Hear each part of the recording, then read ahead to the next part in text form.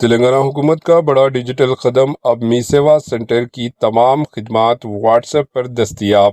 تلنگانہ کی کانگریس حکومت نے عوام کو بڑی راحت دیتے ہوئے ایک اور اہم ڈیجیٹل اپڈیٹ کا اعلان کیا۔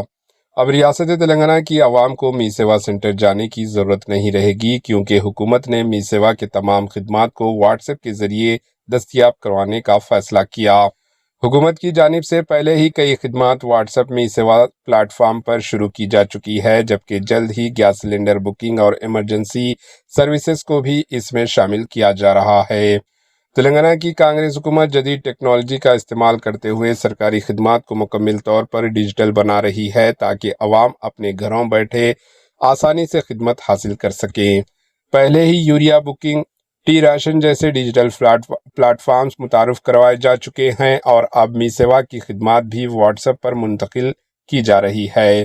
اس نئے فیصلے کے تحت واٹس ایپ می سیوا کے ذریعے 101، 102، 108 جیسی ایمرجنسی خدمات بھی حاصل کی جا سکیں گی۔ تمام ہیلپ لائن نمبرز کو واٹس ایپ می سیوا پلیٹ فارم سے جوڑنے کی تیاری کی جا رہی ہے، تاکہ کسی بھی ایمرجنسی صورتحال میں عوام کو فوری مدد مل سکے۔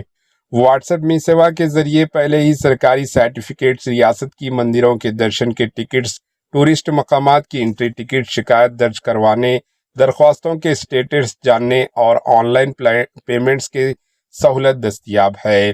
فی الحال 581 581 سے زائد سرکاری خدمات اس پلیٹ فارم پر موجود ہے۔ واضح رہے کہ 18 نومبر 2025 گزشتہ سال تلنگانہ کی کانگریس حکومت نے واٹس ایپ می سیوا سروس کا آغاز کیا تھا، جسے آئی ٹی وزیر شریدر بابو نے لانچ کیا۔